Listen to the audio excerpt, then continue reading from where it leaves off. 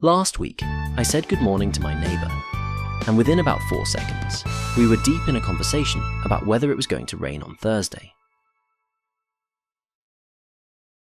Ha! 4 seconds. That's actually impressive. I know, and I didn't even start it.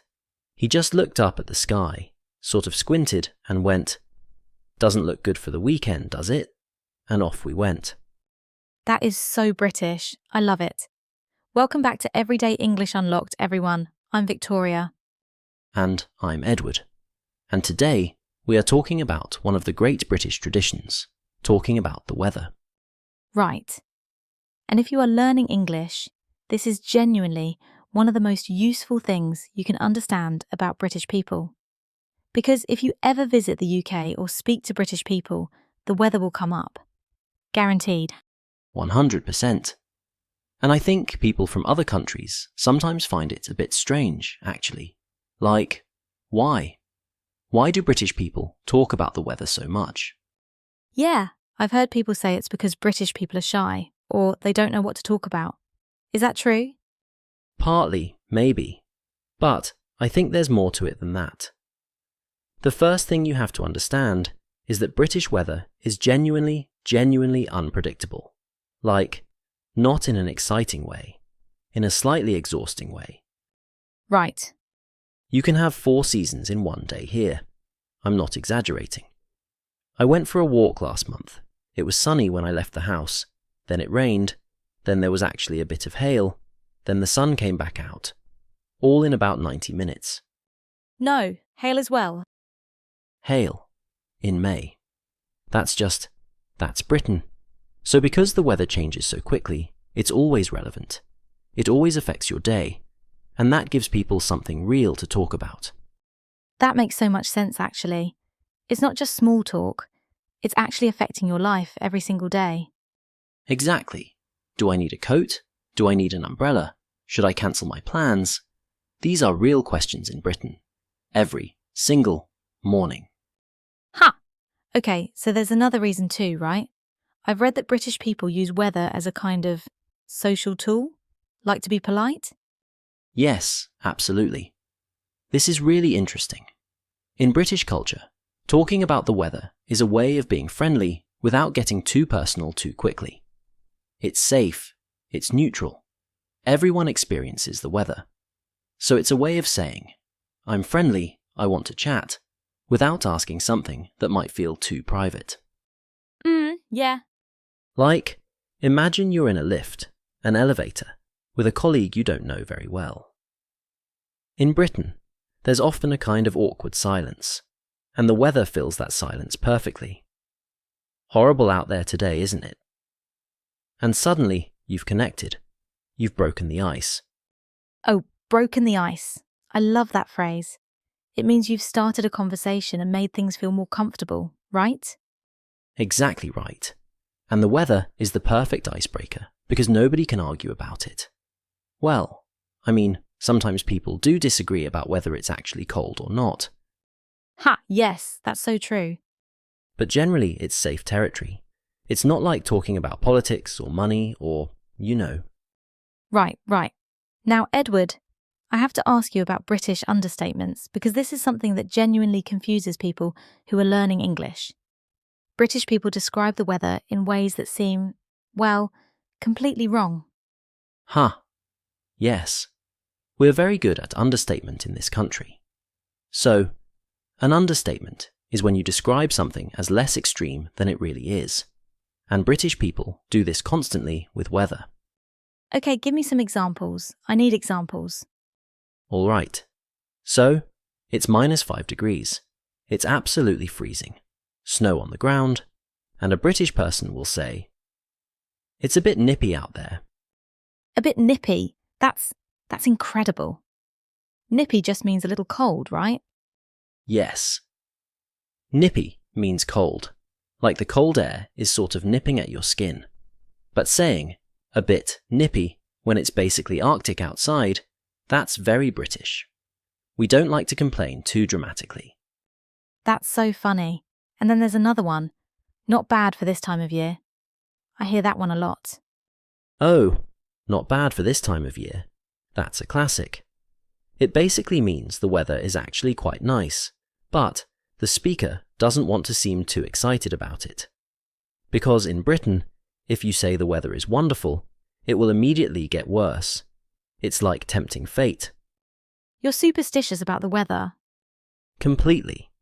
And honestly, with good reason. I remember, this is a very painful memory. I organised a barbecue last summer. Invited about 12 people. Spent ages preparing food. The forecast said sunshine all day.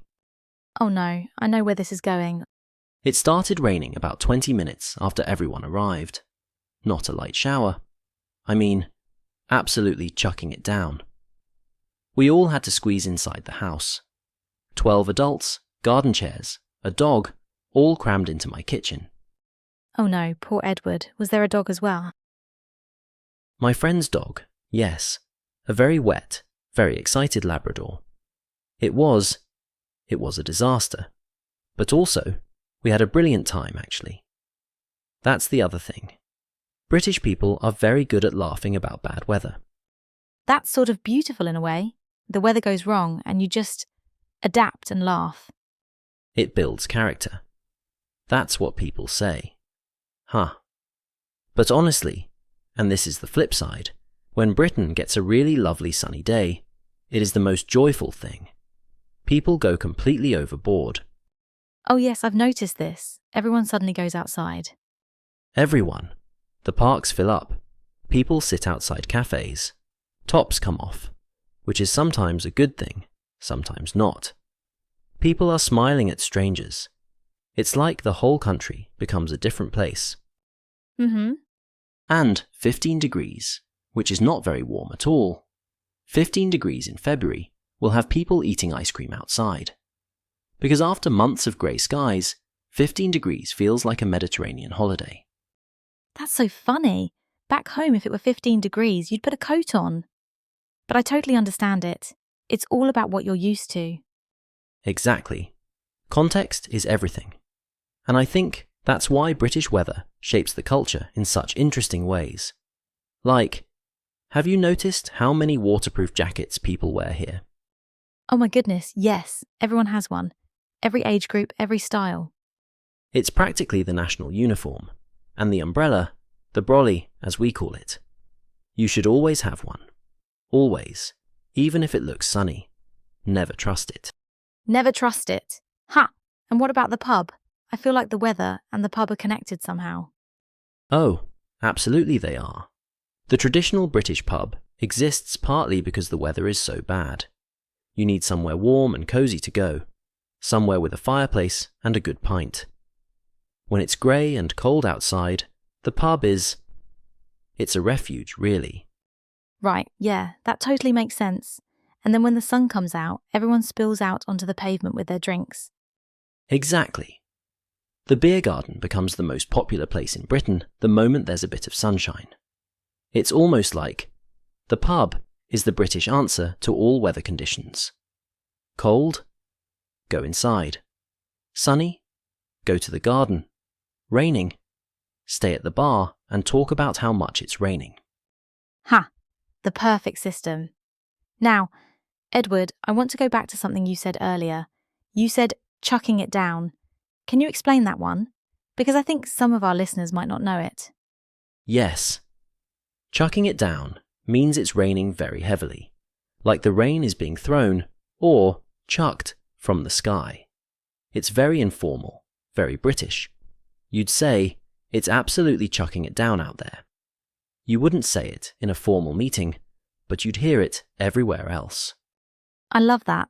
Very visual. You can really picture it. Okay, so we've talked about why British people love discussing weather, the unpredictability, the social side, the understatements. Is there anything else you think our listeners should know? I think, and this is maybe the most important thing, if you're in Britain and you want to connect with someone, don't be afraid to bring up the weather, even as a learner. You don't have to say anything complicated. Just look out the window, look at the sky, and say, not a bad day, is it? Or, looks a bit grey. People will immediately warm to you. That's such good advice. It's like, A secret door into British conversation. A secret door. I like that. Yes, the weather is the key. Use it. Brilliant. Okay, so let's move into our language section now. We're going to go through some of the words and phrases that came up in our conversation today and explain them a little more clearly. Edward, do you want to start? Sure. So, the first one is a bit nippy. As we said, this means cold. Not extremely cold, just pleasantly or unpleasantly chilly. You might say, bring a jacket, it's a bit nippy out there.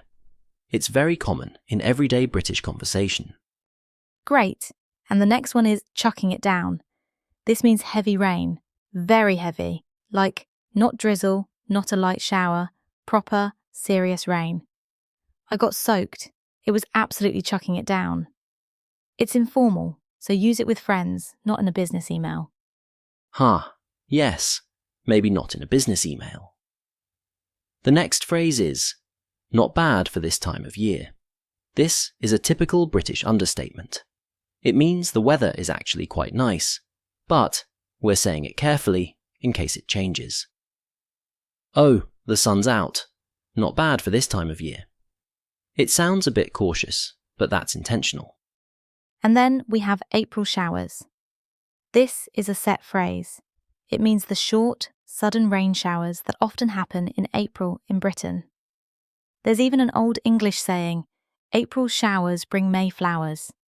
So the rain in April helps the flowers grow in May. It's almost a consolation. Don't worry about the rain, it's just April showers. And the last one, and this is a brilliant one, is brass monkeys. Or the full phrase, brass monkey weather. This means extremely cold weather. It's quite informal and a little bit old-fashioned, but British people still use it. Core, it's brass monkey weather today.